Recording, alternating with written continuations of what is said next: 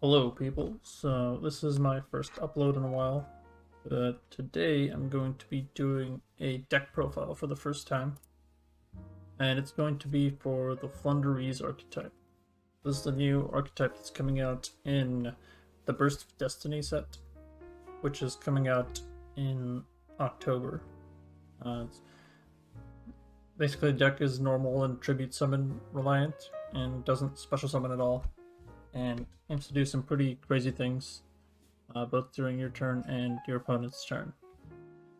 So I'll just go over the deck profile real quick. So we have 3 Verbena. This is your most important starter.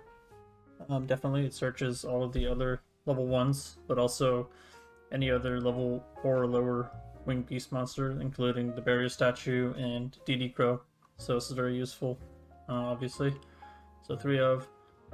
And then Eaglin, is your second most important one, playing 3 as well. Gonna add any level 7 or higher winged beast, including the level 10 Flundereeze monsters, Rise of the Mega Monarch, Apex Avian, Dark Samorg, and some other ones that you can choose to run if you want to. So it's also very important searching. And then we have Stritch, the ostrich. I'm playing 2 of these. The thing with this one is it kind of functions as a DD Crow. If you summon it during your turn, you can, or during your opponent's turn, you can target one card in either player's graveyard, banish it, and then normal summon another winged beast monster.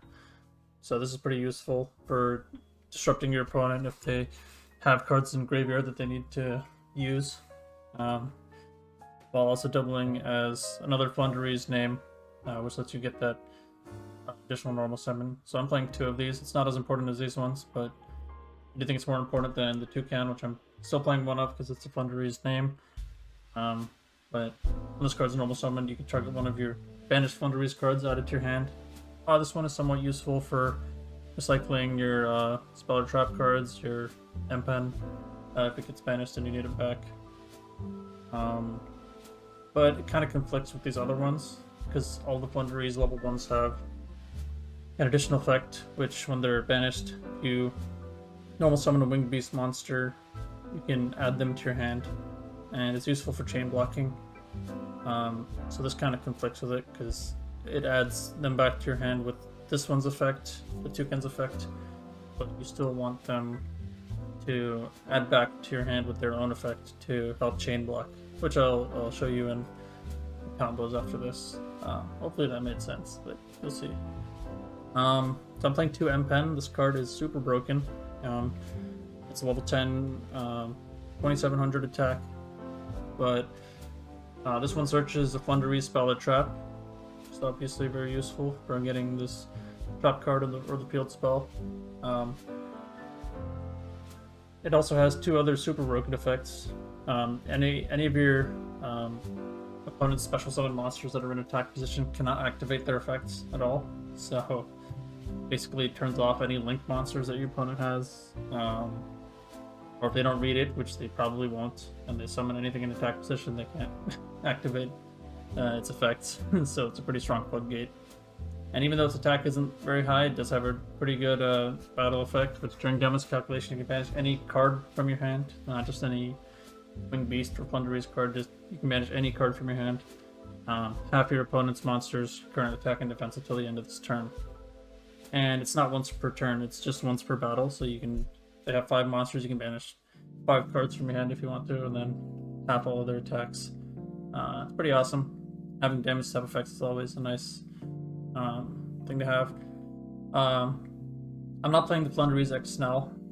This one does have a higher attack at 2900, but that doesn't really matter because it doesn't have that damage step effect. It can't search the spell or traps. It does do piercing damage, which is cool, and does have like a Book of Eclipse effect, but it doesn't really matter because there's another card that does that in the archetype. It's kind of redundant. And it doesn't have that super strong floodgate effect that M-Pen has. So I'm playing 2 of these and none of the Snell. And then for the other winged beast, big winged beast monsters, we have Rise of the Mega Monarch. This one's a pretty good interruption during your opponent's turn. It can return one of their cards to the top of the deck, and another, if you attributed it using a wind monster, you can target any other card on the field and return it to the hand, including itself. So you can basically return itself to the hand if you want to do it again right after. Yeah, so you can just basically do these effects multiple times. Then Avian, similarly, it's an Omni Negate, this one though. Returns itself to the hand, negates any card or effect, so that's super nice to have. Then you can just summon it again and do that again. Yeah. So those are the only two that I'm playing in the main deck, aside from M-Pen. There's another one, Dark Smart, which I'll talk about in the side deck, but I don't have that in the main. And for next card I have here is Dimension Shifter. This is one of the strongest hand traps / floodgates in the game. The thing with most decks is that they can't really afford to run this card because they don't want their own cards banished. This deck really wants its own cards banished, so this effect is actually beneficial. And yeah, so this kind of shuts down most decks and makes them skip their turns, makes them waste a lot of resources, at least, in order to set up their board, and makes life pretty hard and pisses people off. So yeah, D-Shifter, definitely want to play 3 of these. Various Statue of the Stormwinds. This is something that you can summon using, well, you can search it with Verbena, and you can summon it either during your turn or during your opponent's turn, depending on how good your hand is. This is obviously pretty annoying for your opponent to deal with for most decks, assuming they're not playing Wind, as most decks are special summon heavy, and they'll have to commit their normal summon to try to take out this barrier statue, but then you'll have other interruptions that can basically mess up their normal summon. So it can really screw your opponent over. Then DD Crow. I'm just playing one of these because it's searchable off of Verbena. I don't really see the need to play 2 or 3 in the main deck.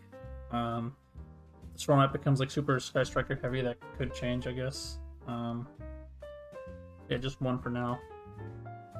The Mysterious Map. This is the field spell. This spell is super broken. Basically, you have this and another Flundereeze card in your hand. You can chain block. So it lets you reveal 1 level 1 Flundereeze in your hand, banish 1 with a different name, and then normal summon the revealed monster. So, say you want to reveal Verbena, you can banish Eaglin, then normal summon Verbena, activate Verbena, and then chain Eaglin because it has its banished effect. And then you can chain block them and prevent your opponent from ashing you, which would otherwise potentially end your turn. So, yeah, it's a really good field spell. And also can do that during your opponent's turn, kind of. If your opponent normal summons a monster, you can immediately, after this effect resolves, normal summon 1 Flundereeze monster. So even during your opponent's turn, it gives you more normal summons. And by the way, this normal summon that it grants you does not count as your normal summon for the turn, so you get another one. Pretty awesome. Then, yeah, the field spell is really good, so playing Terraforming to basically play 4 copies of it. Self-explanatory. Pot of Prosperity. I like this over Extravagance. A couple reasons for this. One of them being that I want to be able to choose which cards I'm banishing, especially with this extra deck might look really weird, but I'll explain it later. It's important for me to choose which cards I'm banishing. But the nice thing is you're always going to be able to banish 6 cards, because you're not going to need all these, I promise you that. Yeah, and then you get to excavate the top 6 cards of your deck and add 1 to your hand, so this really increases the consistency of the deck. And also playing Pot of Duality because it doesn't conflict with Prosperity, it doesn't count as drawing cards, it's excavating and adding to your hand. It's different than drawing, so you can activate both of these in the same turn, and special summon restriction is completely irrelevant because you're not special summoning at all with this deck. So yeah, Pot of Duality, definitely going to play through those. Call by the Grave. Ash can sometimes, is one of the few hand traps that can kind of shut you down if you get kind of unlucky with your hand, but Call by can obviously stop that. Playing Lightning Storm, in case you're going second Dealing with back row decks is kind of a pain, so being able to have the flexibility to either deal with monsters or set spell and traps, pretty nice. You can always side it out, obviously, if you're going first. And I'm playing 3 copies of the City of Dreams. This is a pretty good trap card. Actually, a really good trap card. During your opponent's turn, you can lets you normal summon during your opponent's turn and basically start this whole chain of normal summons, getting your whole combo started. And it also has another effect while it's on the graveyard. If you tribute summon a level 7 or higher monster while this card is in your graveyard, you can banish it and then change all monsters your opponent controls to face down defense position. So get the Book of Eclipse during your opponent's turn. That's another interruption. Pretty awesome. Definitely want to play 3 of these. You can search it with M-Pen, of course, but yeah. Infinite Impermanence, pretty self-explanatory. It's good going first or going second, and doesn't lose to Called by like Effect Veiler does. So I like Impermanence in this deck. I'm playing Solemn Judgment over Strike, mainly because this one lets you stop your opponent's normal summon, and if you have the barrier statue up, that can basically skip their turn. And obviously it has the effect of being able to stop lightning storms, Raigekis, or whatever that's trying to get rid of your back row. So yeah, that's it for the main deck. I'm going to talk about what I excluded from the archetype here. So there is a continuous spell, Flundereeze in the Unknown Wind. I don't think this card is really that good, honestly. You can conduct a tribute summon that requires 2 tributes by sending 1 monster you control and 1 card your opponent controls to the graveyard instead of tributing it. I don't really like that, because as far as interruptions go, you have Ryza already, you have Book of Eclipse, you have Barrier Statue up, you have D-Shifter, you have DD, you have plenty of interruptions. Like, this is kind of bricky. And it also, this one does conflict with Pot of Prosperity, its other effect.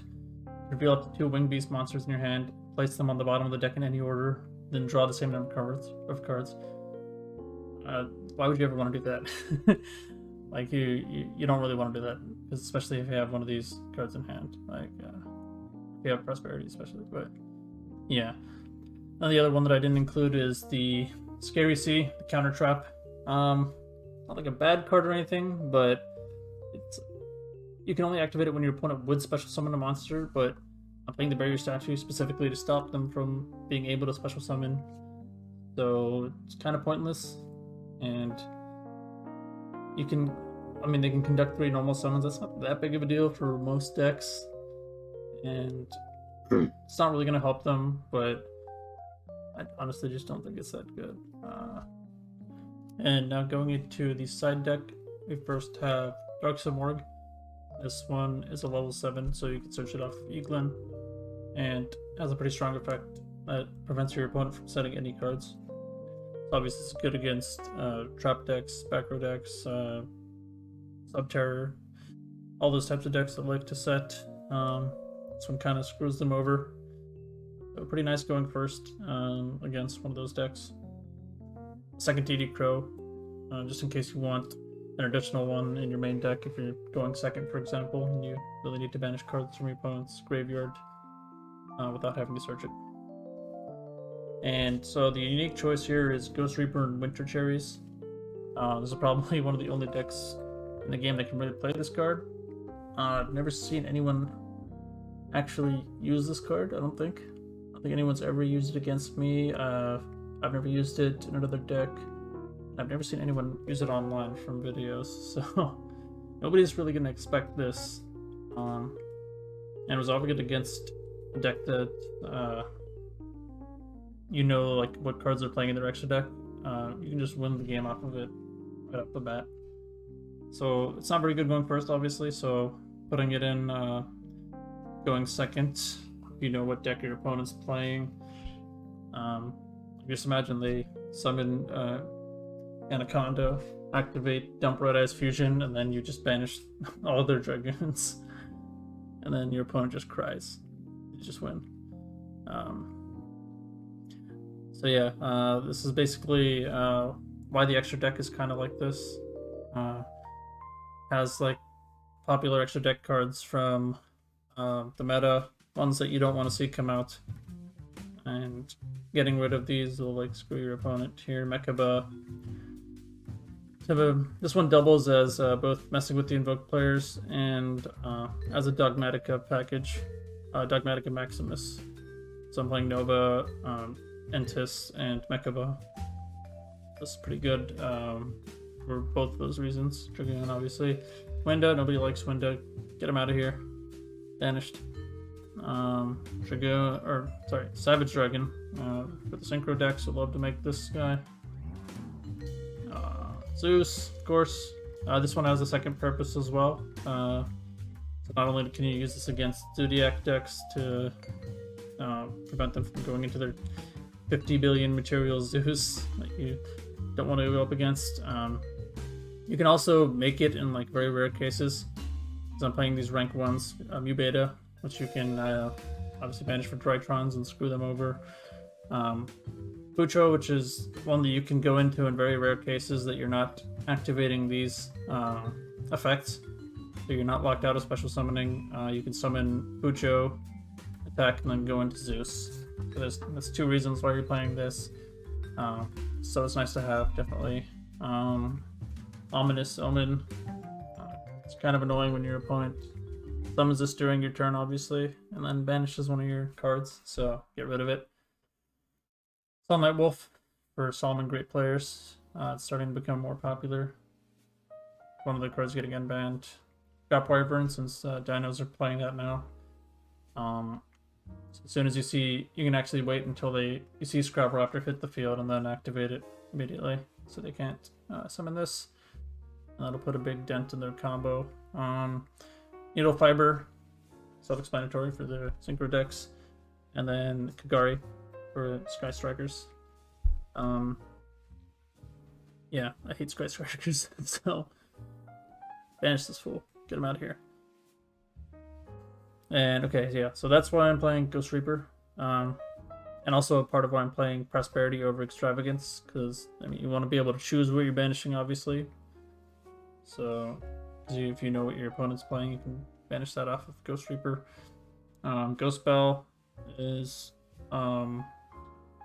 pretty good in this format, I would say. It stops like Trade Brigade Revolt, for example. It stops Tritron effects, Medionis, Tritron, Ice Dragon's Prison, and Gamma, a bunch of other stuff, yeah. And it can also be used during the damage step since it negates the activations. Pretty cool. Droll and Lockbird, self-explanatory. Stop Drytrons. Dark Ruler, good card. Always a good card. If your opponent sets up a big board of monsters, you can have this, and Lightning Storm in to negate their entire board, obviously. And Harpies. I have about one slot left over. Might as well put in Harpies to deal with the back row decks, because it can be kind of difficult for this deck to go up against. They negate your normal summon, like your actual normal summon. It's kind of a pain. But yeah, so Harpies. Is there anything else? I think that's about it for the main deck profile. Next, we'll show off some of the combos, just a couple of them. They're pretty basic, but you gotta know them.